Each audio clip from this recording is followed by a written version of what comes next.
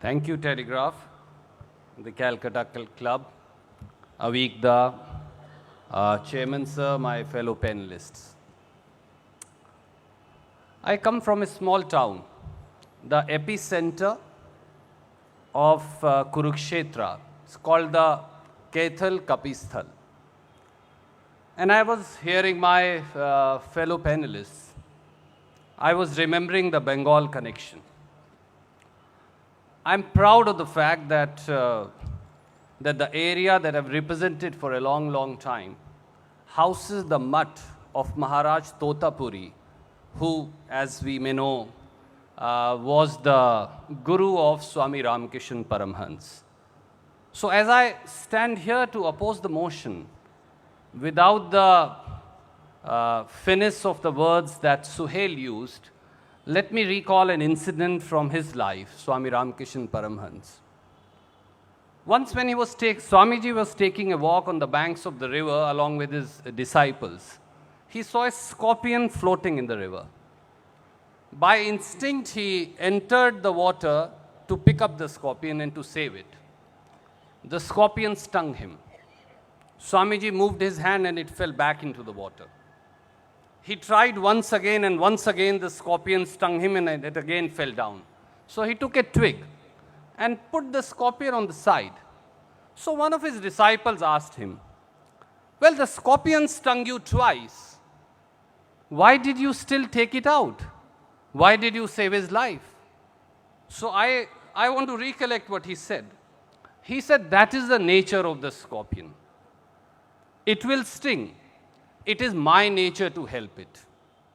And should I give up my nature just because the scorpion stings? I will not. So ladies and gentlemen, shall we give up compassion because another one is cruel? Shall we give up love and affection because another one spurns us? Shall we give up humility because another one is arrogant?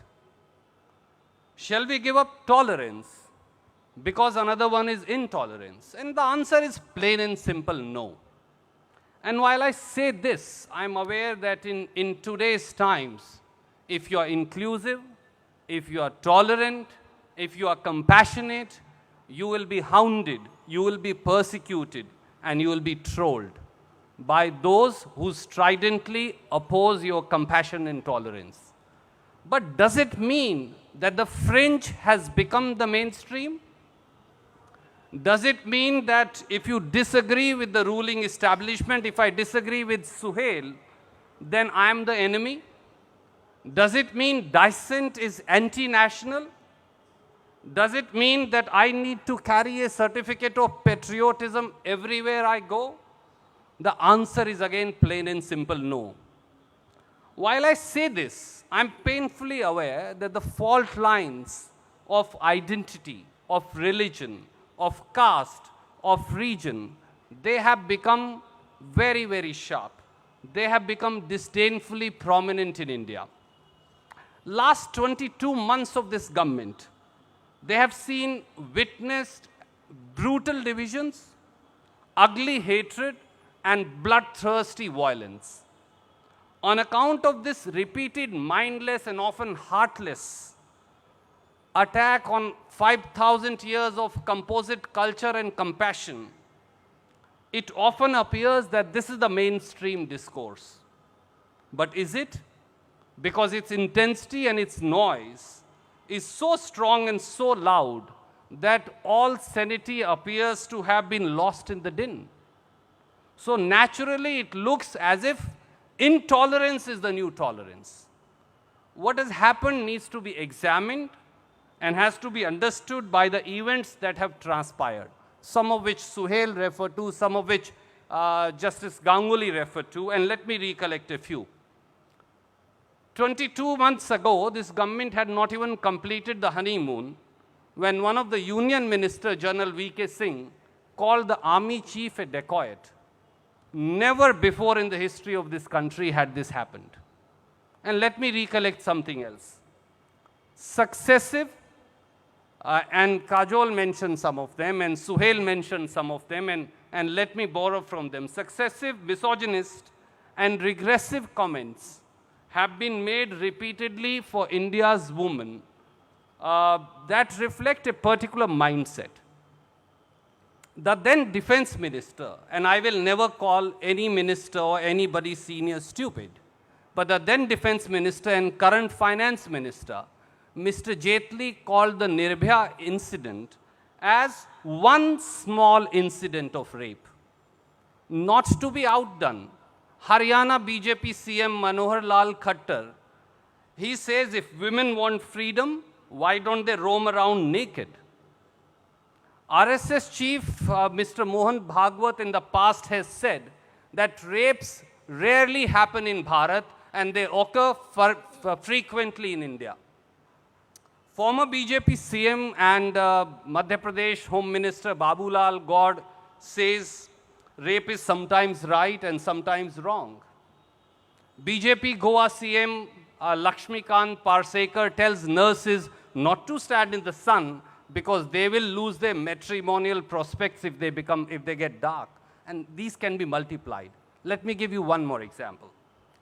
Religious dogma and hatred, they have become most pronounced with a continuing hate agenda against minorities run by the ruling dispensation. And how? Union Minister Sadhvi Niranjan Jyoti famously said in Delhi elections that this is a fight between Ramzadas and Haramzadas. I don't know whether it can be dismissed.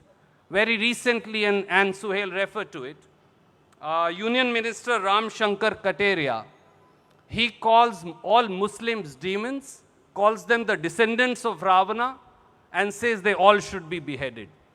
Union Home Minister Rajnath Singh, sir, justifies his comments and says they are fine. BJP MP Sakshi Maharaj, he says education of terrorism is being given in madrasas. Union Minister Mukhtar Abbas Naqvi says if you want to go eat beef, go to Pakistan.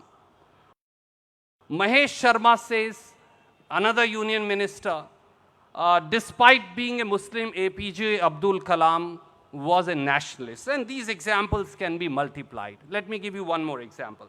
Suppression of voice of Dalits and students appear to have become the norm. General V.K. Singh describes a Dalit child and compares him to a dog. Ambedkar Periyar Study Circle in IIT Madras is banned because they criticize Modi government. BJP National General Secretary P. Muralidhar Rao describes Rohit Vemula as an anti-national. Rohit Vemula is driven to suicide on account of letter written by another union minister, Bandaru Dattatray, and the education minister, Mrs. Irani. JNU Delhi is called a den of anti-national. Some people call them all the girls there as prostitutes. Some others count the contraceptives thrown there. And of course, JNU President Kanhaiya Kumar is charged with sedition. It's a different issue that the video emanates from an aide of the education minister. Let me give you one more example before I conclude. Suppression of free speech, targeting of writers, thinkers, journalists, that has become the new norm. Hundreds of writers, artists, and thinkers returned their award. And the finance minister says this is manufactured dissent. Former Union Minister Arun Shuri is trolled for criticizing Modi, and his son, who's suffering from cerebral palsy, even attacked. Gopal Subramaniam is not appointed as a Supreme Court judge because he appeared against Mr. Amit Shah. M.M. Kulbargi, Pansare, and Dalbolkar appear to have been killed with the same weapon. Political opponents are persecuted every day. Journalists are persecuted every day. The senior most chief minister of the country, Mr. Veerbhadra Singh, his official residence is raided on a day when his daughter is getting married. Can they succeed? Obviously they can't. India's DNA, as Suhail said, actually India's DNA is about compassion, it's about cohabitation, and it's about coexistence. We are a nation that enabled birth of different religions, adopted many religions, and still thrived. We are a people who calibrated Shaivism, Vaishnavism, Shaktism, Buddhism, Jainism, Sufism, Ahmadiyas, Sikhism, and whatnot. We co-opted Bhakti, we co-opted Nirgun, we co-opted Valmiki, Kabir, Meera, Tulsi, Aulia.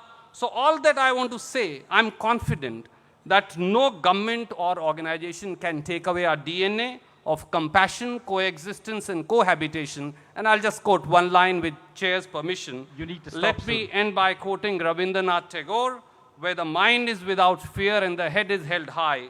Into that heaven of freedom, my father, let my country awake. Thank you.